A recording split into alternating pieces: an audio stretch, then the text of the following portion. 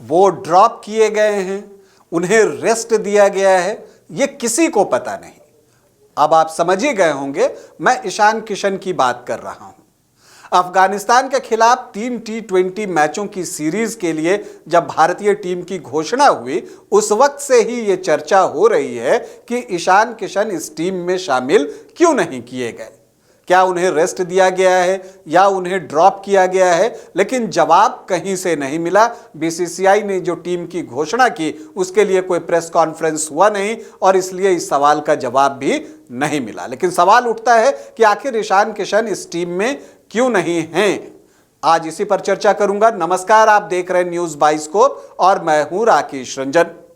झारखंड के लिए रणजी ट्रॉफी खेलने वाले बिहार के रहने वाले ईशान किशन जो हैं वो टीम इंडिया में अफगानिस्तान के खिलाफ 3 T20 मैचों की सीरीज के लिए शामिल नहीं किए गए और टीम की घोषणा के साथ ही ये चर्चा हो रही है कि आखिर ईशान इस टीम में क्यों नहीं है, क्या है इसकी वजह, और ये वजह अब तक जो है वो पता नहीं चल पाया है। जब ईशान दक्षिण अफ्रीकी दौरे पर थे और टेस्ट टीम में शामिल थे तभी ये खबर आई थी और जो मीडिया में छपा था वो यही था कि ईशान किशन मानसिक थकान महसूस कर रहे हैं और इसलिए वो वापस आना चाहते हैं, अपने फैमिली के साथ टाइम स्पेंड करना चाहते हैं। ये बात तो वहां तक थी, तो उसका एक कारण समझ में आया था। लेकिन अब वो क्यों टीम में नहीं है, इस बात को लेकर कुछ भी खुलासा नहीं हुआ है। आपको बता दूं कि ईशान किशन और बीसीसीआई के बीच क्या सब कुछ ठीक है या नहीं है, इस बात का भी पता अब तक नहीं चल पाया है। और माना यह जा रहा है कि ईशान किशन और टीम मैनेजमेंट या बीसीसीआई के बीच थोड़ी बहुत मिसअंडरस्टैंडिंग है, ऐसी चर्चाएं हो रही हैं। कितना सही कितना गलत ये तो टीम मैनेजमेंट जाने या ईशान किशन जाने, लेकिन कहा यह जा रहा है कि लगातार बेंच पर बैठे रहने की वजह से जो एक आप कहते हैं कि मेंटली जो है वो स्ट्रेस था उनके अंदर और इसी वजह से उन्होंने रेस्ट मांगा था। दूसरी तरफ टीम मैनेजमेंट इसे सही प्रॉस्पेक्ट में नहीं ले पाया है। उसे लगता है कि बीच टेस्ट सीरीज के दौरान उनका वापस लौटना सही नहीं था। शायद इस वजह से उन्हें अफगानिस्तान के खिलाफ व्हाइट बॉल क्रिकेट में शामिल नहीं किया गया है।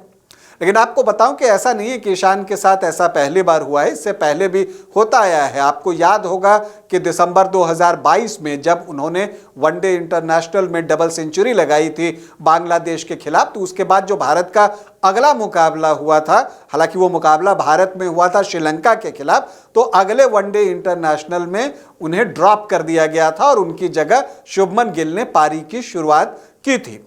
इसके बाद जब केएल राहुल इंजर्ड हो गए तो उन्हें अवसर दिया गया, उन्हें मध्य क्रम में खेलने को कहा गया। ओपनिंग से सीधे वो मध्य क्रम में आए, तो मध्य क्रम में भी उन्होंने बेहतर प्रदर्शन किया और पाकिस्तान के खिलाफ जो उनकी एक साझेदारी हुई थी वो सभी को याद है हार्दिक के साथ, हालांकि वो मैच पूरा नहीं हो पाया था, तो उन्होंने जो है मध्य क्रम में अच्छा प्रदर्शन किया। लेकिन जैसे ही केएल राहुल पूरी तरह से फिट होते हैं वो विकेटकीपर बनाए जाते हैं और फिर इनकी छुट्टी हो जाती है। वर्ल्ड कप में भी उन्हें सिर्फ 2 मैच मिलता है। अफगानिस्तान के खिलाफ उन्होंने 40+ का स्कोर भी किया था, लेकिन फिर उन्हें आगे अवसर नहीं मिलता है क्योंकि फिर शुभमन गिल तब तक फिट हो जाते हैं।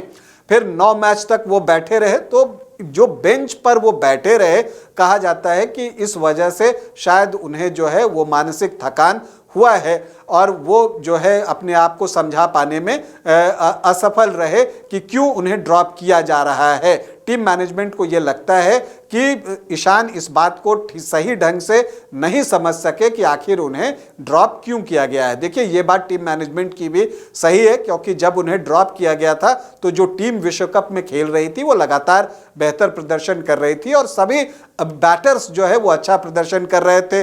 वो केएल राहुल की जगह खेल सकते थे तो केएल राहुल लगातार रन बना रहे थे। रोहित शर्मा, विराट कोहली, श्रेयस अय्यर सभी ने रन बनाया। गिल का प्रदर्शन अच्छा रहा तो उनके लिए मौके बनना मुश्किल था और यही हुआ।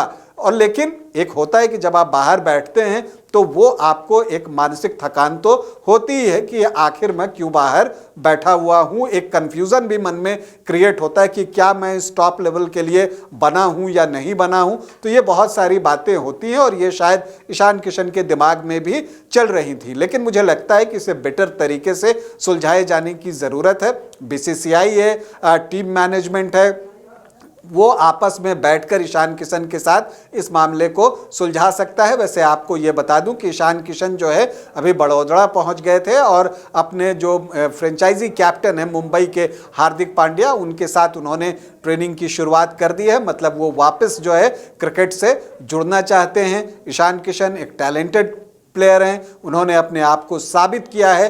हम उन्हें भविष्य के लिए ढेरों शुभकामनाएं देते हैं और कामना करते हैं कि अगर कोई मिसअंडरस्टैंडिंग टीम मैनेजमेंट, बीसीसीआई और ईशान किशन के बीच हुआ है तो वो जल्द से जल्द शॉर्ट आउट हो जाएगा। अभी के लिए इतना ही, इजाजत दें, नमस्कार।